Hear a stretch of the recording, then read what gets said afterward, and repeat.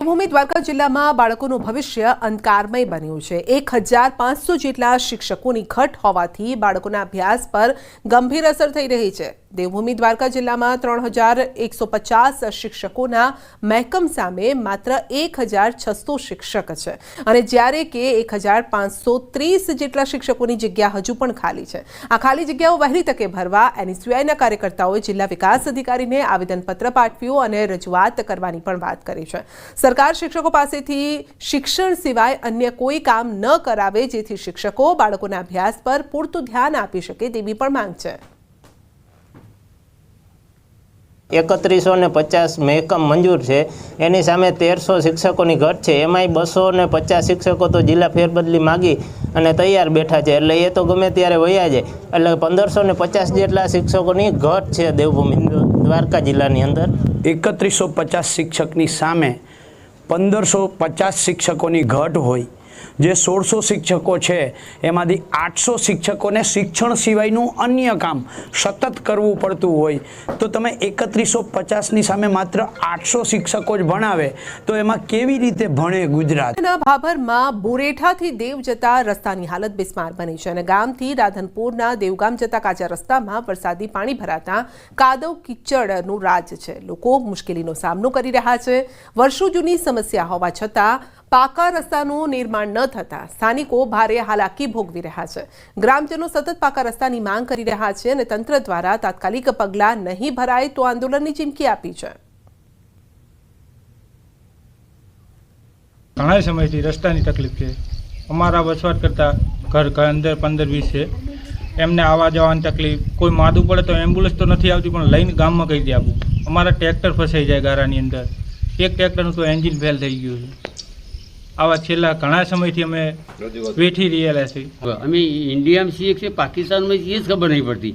અમે ટેક્સ ભરીએ, ગુજરાત સરકાર અમારો ગવર્મેન્ટ માણસો છે કામમાં, ટેક્સ ભરીએ, ટેક્સ લે ગુજરાત સરકાર, અને અમને કોઈ જાતનું આ સમસ્યાનો કોઈ સોલ્યુશન આવતું નહીં। ધારાસભ્યોને લોકસભાના ઉમેદવારને કીધેલું છે, ધારાસભ્યોને કહેલું છે, લેખિત અરજીઓ આપેલી છે, રજિસ્ટર એડી કરેલી છે, સત્તા પણ અમને ખબર નહીં પડતી। અમે પાકિસ્તાનમાં રહીએ કે પાકિસ્તાનમાં રહીએ છીએ કે ભારતમાં રહીએ ખબર નહીં પડતી અમને। આ અમારો રસ્તો બુરેટાથી દેવનો છે।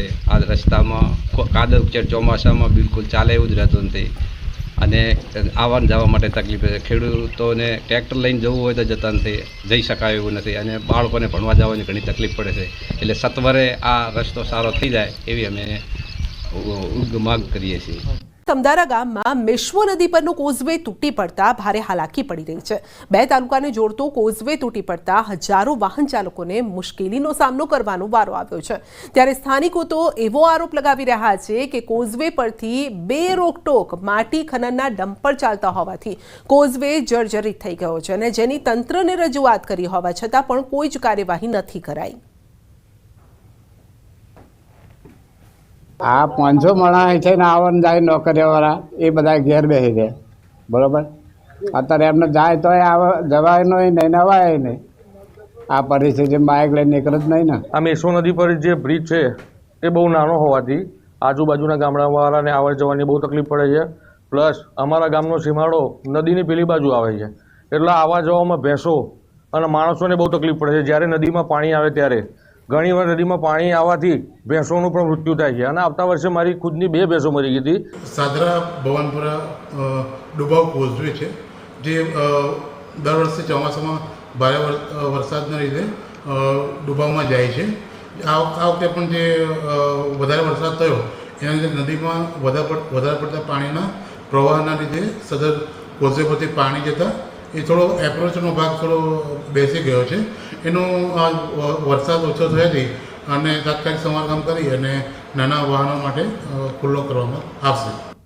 બનાસકાંઠાના શિહોરીમાં ખેડૂતોનું મહા આંદોલન। એક્સપ્રેસ હાઈવેના અસરગ્રસ્તોનું આંદોલન છે। ખેડૂતોને પૂરતું વળતર આપવા માટે માંગ કરાઈ છે।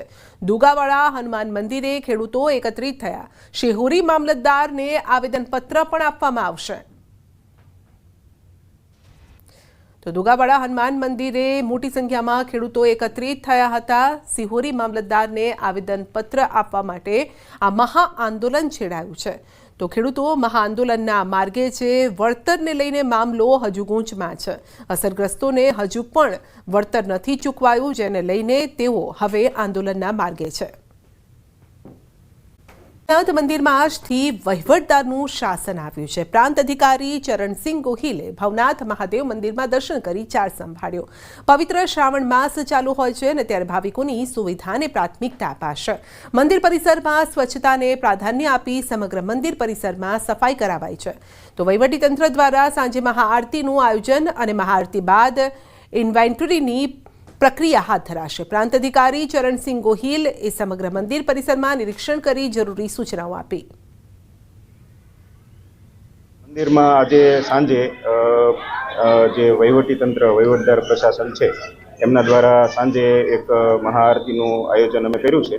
આજે મહાદેવની વિધિસર આરતી સાથે મંદિરનો જે વહીવટ છે એ અમે સંભાળીશું. તમામ જે મિલકતો છે એની એક ઇન્વેન્ટરી બનાવવામાં આવશે. ખરીદતા પહેલા સાવધાન. ફરી એકવાર નકલી શેમ્પૂનો મોટો જથ્થો મળી આવ્યો છે. કામરેજના નવા ગામ ખાતે આવેલ ઇન્ડસ્ટ્રીયલ યુનિટમાંથી નકલી શેમ્પૂનો મોટો જથ્થો ઝડપાયો છે. હલકી ગુણવત્તાવાળું શેમ્પૂ બનાવી અને બોટલમાં પેક કરી બ્રાન્ડેડ શેમ્પૂના સ્ટીકર લગાવી નકલી પ્રોડક્ટ તરીકે વેચાણ થતું હતું. કંપનીના અધિકારી અને કામરેજ પોલીસના સંયુક્ત દરોડામાં આ ગેરકાયદેસર ધંધો પકડાયો છે. નકલી શેમ્પૂ ઓનલાઈન પણ વેચવામાં આવતું હતું અને રિજેક્ટ થતો જથ્થો નવા ગામમાં સંગ્રહિત કરાયો હતો. આ મામલે એક શખ્સની ધરપકડ કરી અને ₹49 લાખનો મુદ્દામાલ કબજે કરાયો છે. હાલ પોલીસે આ અંગે વધુ તપાસ હાથ ધરી છે. શેમ્પૂના નીચેના ભાગે જે ઓરિજિનલ કંપનીનો ઉપસેલો સિમ્બોલ હોય તેની ગેરહાજરી જણાઈ આવેલ તથા PNG કંપનીનો કોઈપણ પ્રકારનો બેચ નંબર કે મેન્યુફેક્ચરિંગ ડેટ પણ લખેલ હોવાનું જણાઈ આવેલ ન હતું, જેથી કરીને આ પ્રોડક્ટ ડુપ્લિકેટ હોવાનું અને સદર આરોપી વિરુદ્ધમાં કોપીરાઇટ તથા BNSSની અલગ અલગ સેક્શન અંતર્ગત ગુનો દાખલ કરી આગળની કાર્યવાહી ચાલુમાં છે. ગ્રુપ અને ફેક વેબસાઇટ સાયબર ઠગોએ કરી છે ઠગાઈ. અલગ અલગ 18 બેંક ખાતામાં રૂપિયા ટ્રાન્સફર કરાવ્યા. ઇન્વેસ્ટમેન્ટ વિના 15 મિનિટમાં 800 થી 1000 કમાવાની લાલચ આપી અને જેમાં 19.44 લાખ ગુમાવ્યા છે. વેબસાઇટના ડેશબોર્ડ પર મેસેજ દર્શાવી તેમની આવક બતાવી, જે રૂપિયા પરત ન મળતા યુવકને છેતરાયા હોવાની જાણ થઈ અને યુવાને 14 દિવસમાં 19 લાખ ગુમાવ્યા છે. યુવકે દાહોદ સાયબર ક્રાઇમ પોલીસ સ્ટેશનમાં ફરિયાદ નોંધાવી. નર્મદા ડેમમાંથી પાણી છોડાતા વડોદરાના તીર્થ ક્ષેત્ર ચાંદોદ ખાતેથી પસાર થતી નર્મદા નદીનું જળસ્તર વધ્યું છે. તીર્થ ક્ષેત્ર ચાંદોદ ખાતે નર્મદા નદી સિઝનમાં પ્રથમ વખત બે કાંઠે વહેતી થઈ છે. પ્રસિદ્ધ મલ્હાર રાવ ઘાટના 108 પગથિયા પૈકી 58 પગથિયા પાણીમાં જળમગ્ન થયા છે. ઉપરવાસમાં વ્યાપક વરસાદ છે. વરસાદ થતાં મધ્યપ્રદેશના ઓમકારેશ્વર ડેમમાંથી સરદાર સરોવર બંધમાં પાણી છોડાયું છે.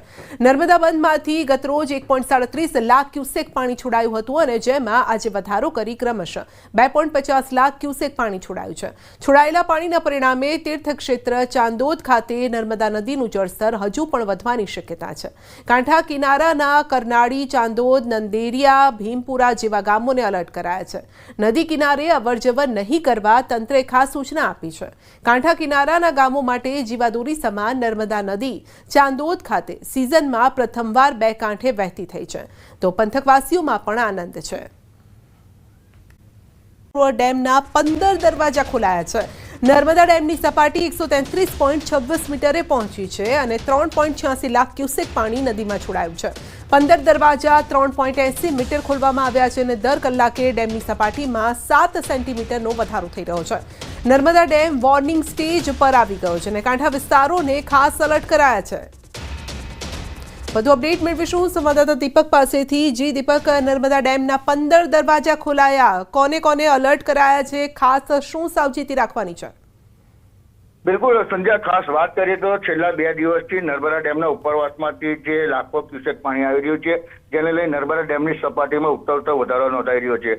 હાલ વાત કરીએ તો જે નર્મદા ડેમમાં ઉપરવાસમાંથી 4,27,790 ક્યુસેક પાણીની આવક થતા નર્મદા ડેમના જે 10 દરવાજા, જેના 15 દરવાજા કરી દેવામાં આવ્યા છે અને આ 15 દરવાજા 3.80 મીટર ખોલવામાં આવ્યા છે, જેના થકી જે નર્મદા નદીમાં 3,86,270 ક્યુસેક પાણી જે વહી રહ્યું છે તે નર્મદા નદીને જે કાંઠા વિસ્તાર જે છે ભરૂચ, નર્મદા અને વડોદરાના 27 ગામોને એલર્ટ પર મૂકી દેવામાં આવ્યા છે. કહી શકાય કે જે કાંઠા વિસ્તારના જેટલા ગામો છે એ ગામોને સીધું પાણી અસર કરી શકે છે અને જેને લઈ તંત્ર સચોટ છે. અને નર્મદા પોલીસ, NDRF અને SDRFની ટીમો પણ જે કાંઠા વિસ્તારના ગામો છે જ્યાં મૂકી દેવામાં આવી છે. કહી શકાય કે આ સીધું જે પાણી છે એ ભરૂચને પહેલા અસર કરી શકે છે, કારણ કે જે ભરૂચમાં દરિયાને મળે છે જે પાણી, ત્યારે હાલ તો જે નર્મદાનું જે પાણી વહી રહ્યું છે જે લગભગ સાંજ સુધીમાં 4 થી 4.5 લાખ ક્યુસેક થશે. અત્યારે તો 3,86,000 છે, પરંતુ જે આવરો જે છે મધ્યપ્રદેશમાંથી જે પાણીની આવકને લીધે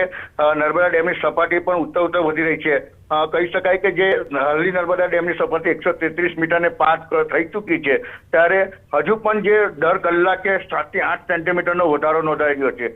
પરંતુ એની સામે આવક પણ વધી રહી છે, એટલે નર્મદા ડેમના દરવાજા જે 1.5 મીટર હતા જેને 15 દરવાજા કરી 3.80 મીટર ખોલવામાં આવ્યા છે અને નર્મદા નદી જે છે એ 2 કાંઠે વહેતી થઈ છે. જી, આપનો આભાર.